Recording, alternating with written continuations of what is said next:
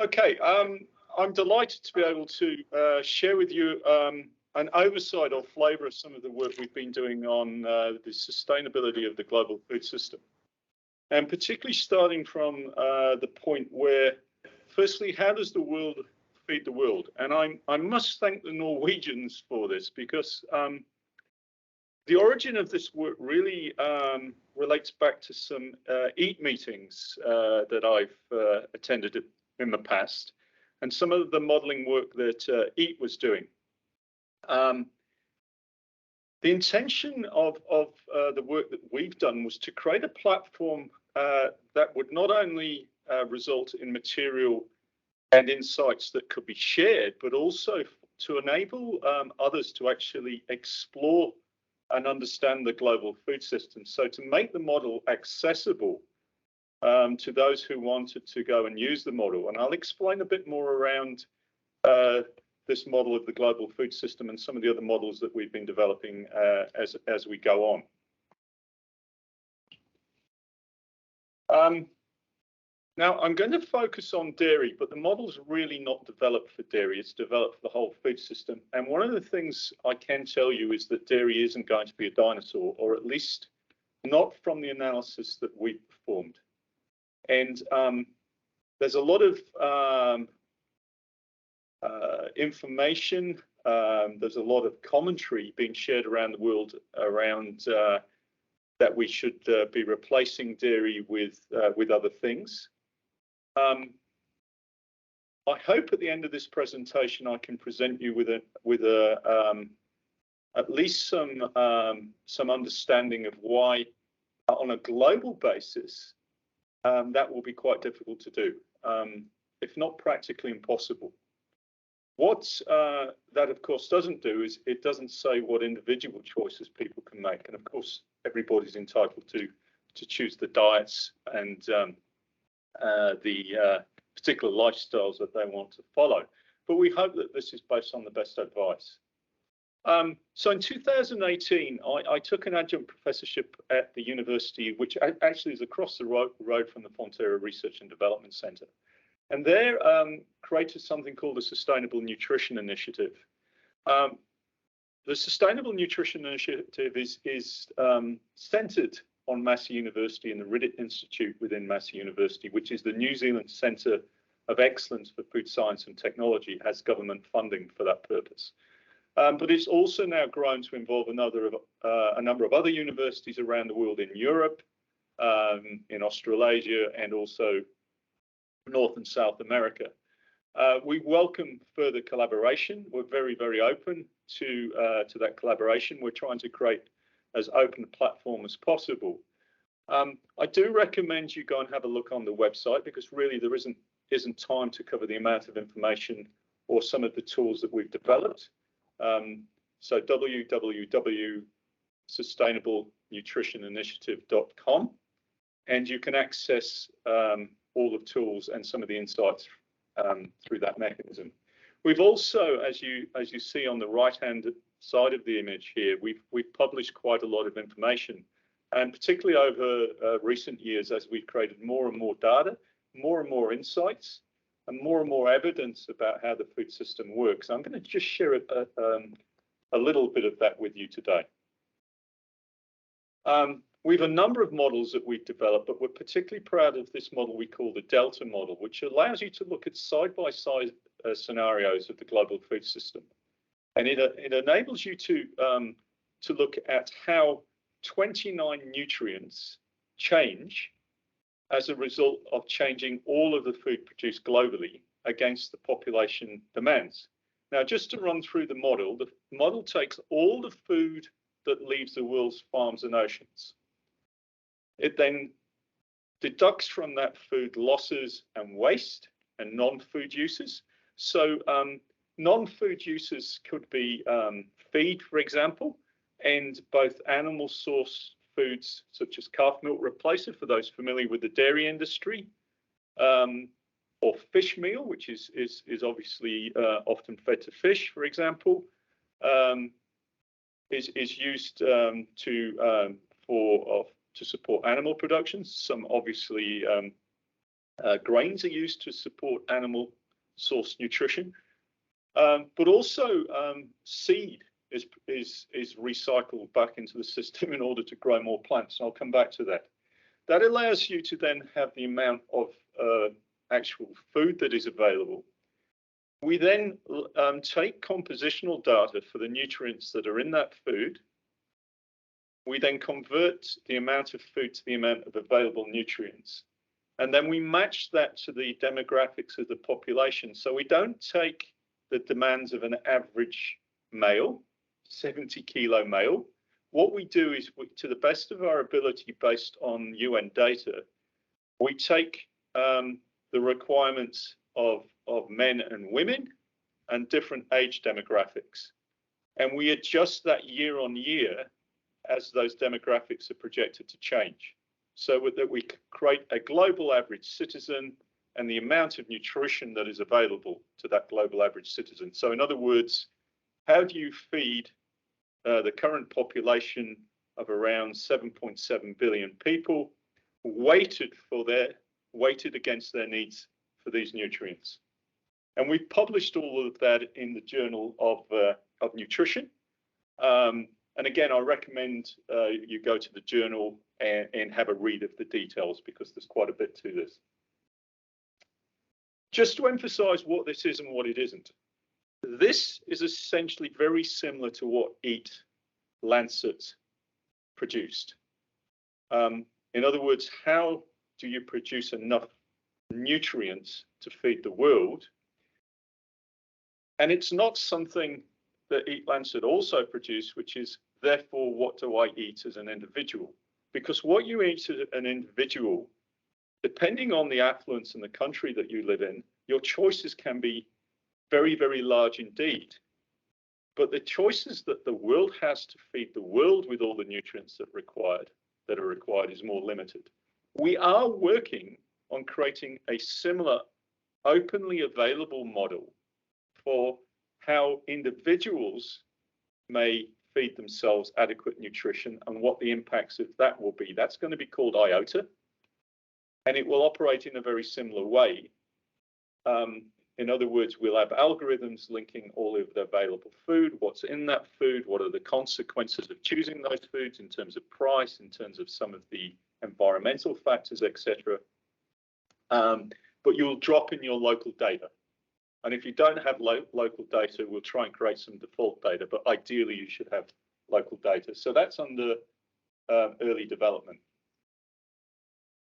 Now, you often hear that the global food system should be plant-based. I actually agree with that. In fact, all the evidence from our modeling shows that that is in fact the case. It is already plant-based, and I'll come back to that. But critically, it must be animal optimized. In other words, animal source nutrition plays a critical role in optimizing the nutrition that is available to the global population. Now, this is a picture of the 29 nutrients. We've included energy as a nutrient, as you see there across the bottom of that chart. The green area is around 400 different sources of plant-based foods that provide plant-based nutrition, which is the vast majority in the food system. The red area is all of the animal source nutrition minus the cream area in the middle, which is milk. So you've got dozens of different sources of food in the red, hundreds in the green, and a single source, milk, in that cream area in the middle. So just looking at a very high level around how the food system operates, currently about 9.2 billion tons of plant-based foods leave the world's farms, and around are produced on the world's farms, and about 1.53 billion tons of animal-based foods. And of course, there is a bit of recycling from each into feed, as I mentioned before. Of the plant-sourced, there is a substantial amount, 1.41 billion tons, that is fed to animals. Now, the model allows us to break that down into detail, exactly what it is and which animals it goes to. I haven't got time to cover that, but I can say that dairy is not the dominant user of those feeds. In fact, ruminants aren't, not surprisingly, because they can eat human inedible foods. They're still a significant user, but by far and away, the dominant use is in the feeding of pigs and poultry. And it doesn't look that efficient when you see 1.41 billion tons of plant-based foods being fed to animals to produce only about the same amount of animal-based foods. But then if you look at how that flows through to actual food, the animal source nutrition side of the plant-based and animal optimized food supply is actually quite efficient. I say quite efficient. If you consider 130 million tons of food waste efficient, which I don't, but relative to the plant-based waste of nearly 1.25 billion tons, it is. And so at the point of consumption globally, 75% of all food that is consumed is currently plant-based and about 25% is animal. But look at the efficiency of what enters the food supply. At the 1.29, we're getting to about 1.2. We get down to about 4.2, going to 3.56 when it comes to the plant-based side of the equation. So we have substantial amounts of food biomass waste as a consequence of this. Now, let me just turn that into another picture. This is all published, and so is this chart. And when you look at what that means in terms of nutrient waste, you see that waste is indeed dominated by plant-sourced foods. And you've got to ask why. Well, I think for one reason, we've allowed some of the system to become more wasteful, but there is an awful lot of waste at the consumption end, as I showed in the previous chart for those that could see the detail. So half of that waste, at least half of that waste, is occurring post-purchase in plant-based foods. Importantly, and we'll come back to this, some of the nutrients that are in undersupply, particularly vitamin E and calcium, have some of the lowest waste.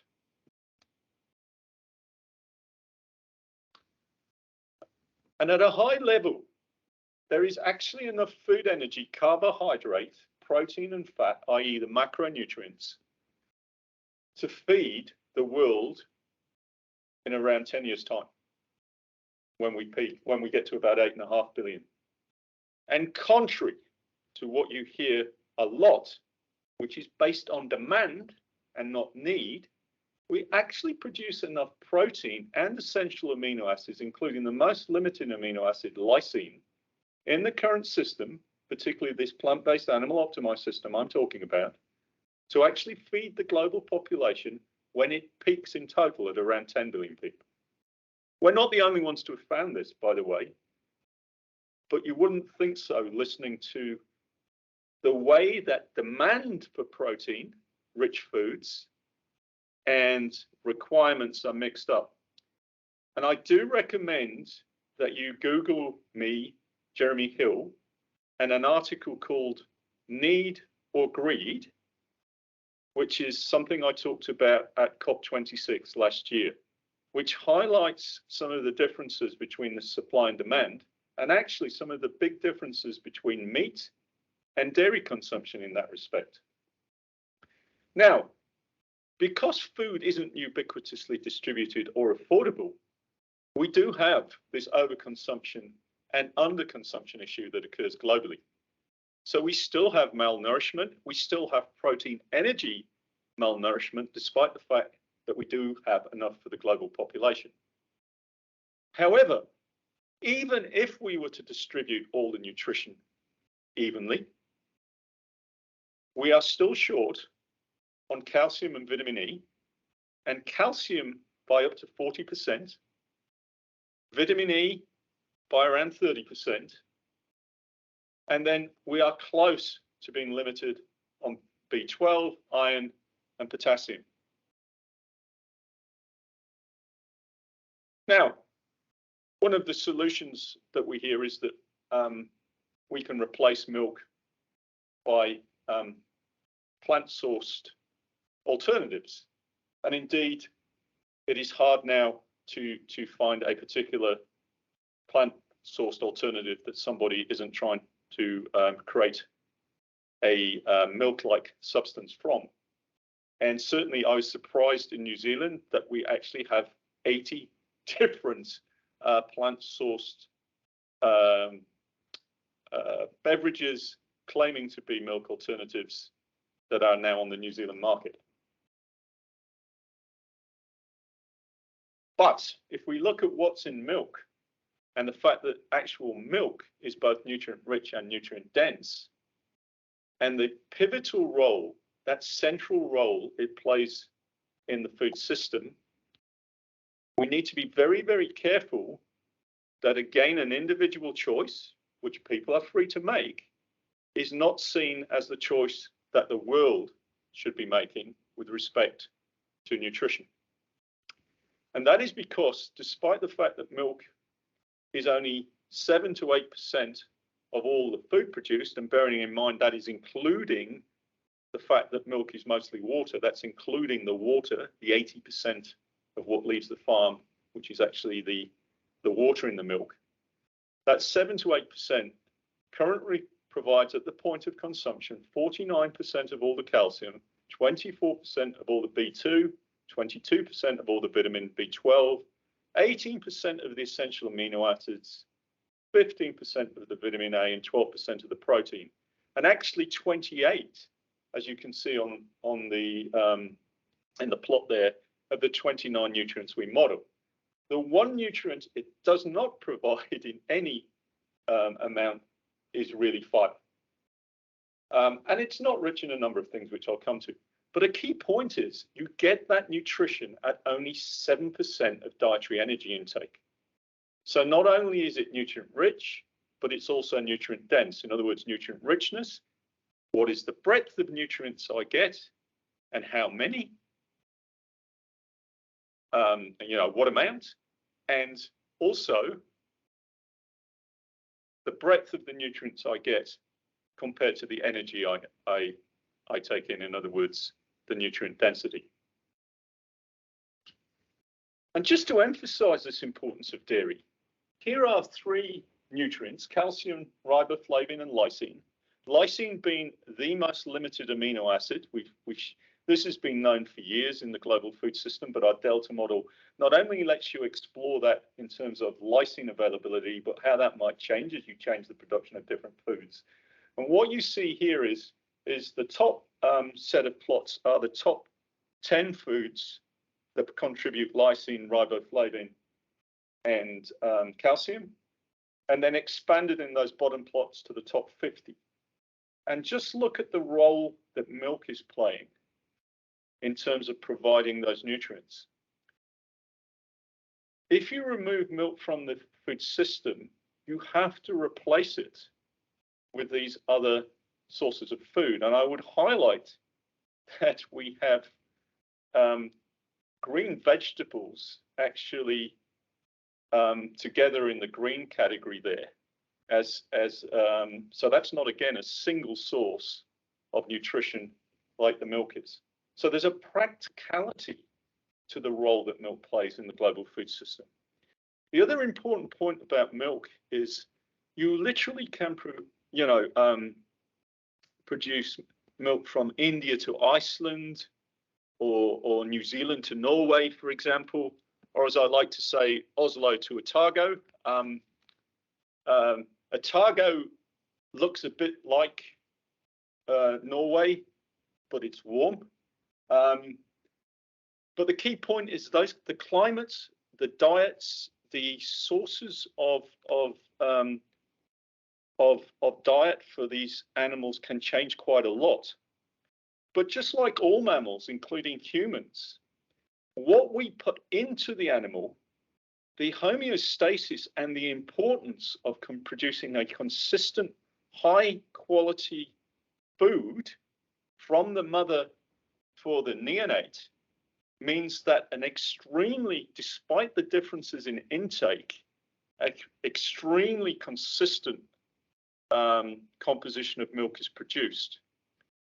So there's an evolutionary pressure to do that, which means that milk has this ubiquitous quality in terms of the nutrition it provides, despite being produced under different climatic conditions, despite being produced with quite different diets in some instances. And plays this central role, as I was alluding to, in the food system. Now, it is not the superfood that can replace everything else, because yes, it is a very rich source of a number of nutrients, but it's not a good source of a number of others. And whilst it features in 28 out of the 29 nutrients, it's not a good source of fiber, carbohydrates, copper, iron, selenium, folate, vitamin C, or vitamin E. And I come back to the point about the argument that we should have a plant-based diet, but optimize it with appropriate quantities of animal source nutrition, and not because of protein, and not just because of calcium, despite the important role that milk plays in calcium, but that broad nutrient richness and density of, in this case, milk, but also the contribution, for example, that meat can make with adequate intake. But I do recommend you go back and have a look at that Need or Greed article, because often we are consuming particularly meat beyond recommended intakes.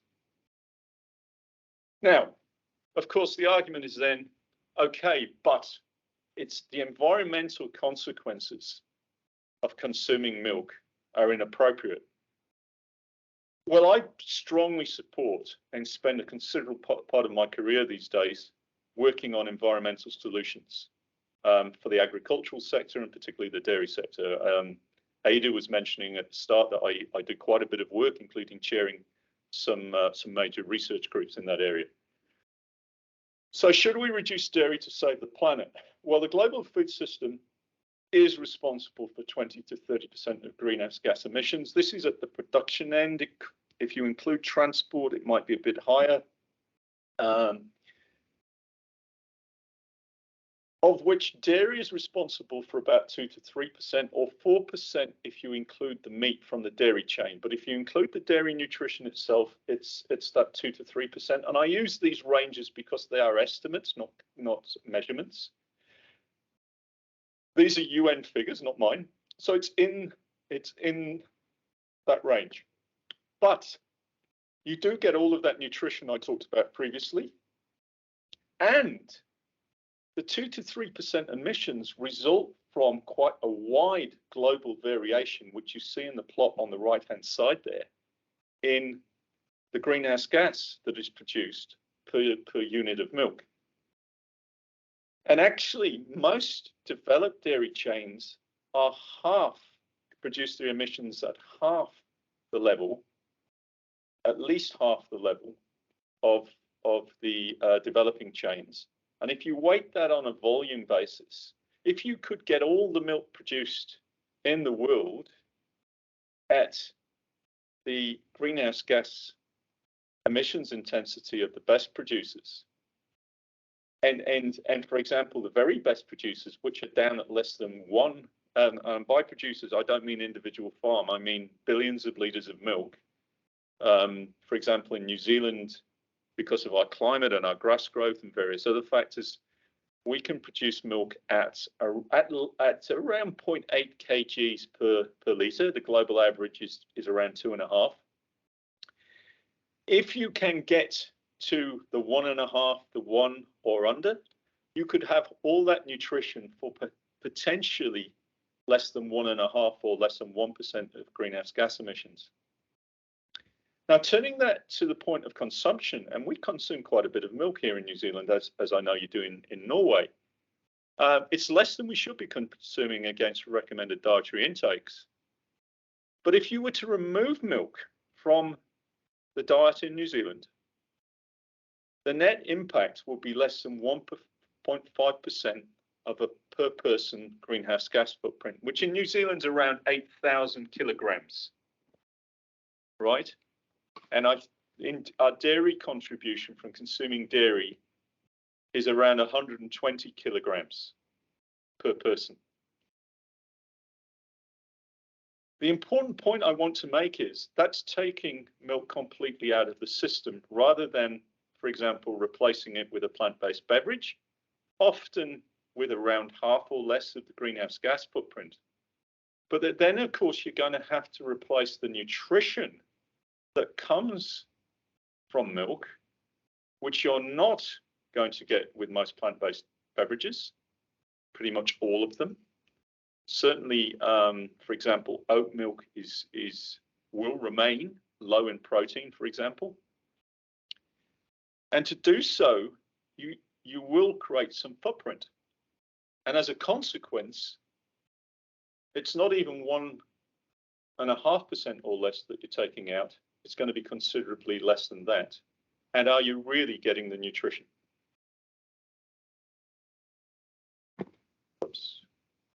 So, in summary, it's not always what you expect or what you've been told. And I do recommend that you go and have a look on the Sustainable Nutrition website, as I mentioned earlier. And of course, we know the solution is that the global food system and food is bad for you, so we need an alternative. Mangatak.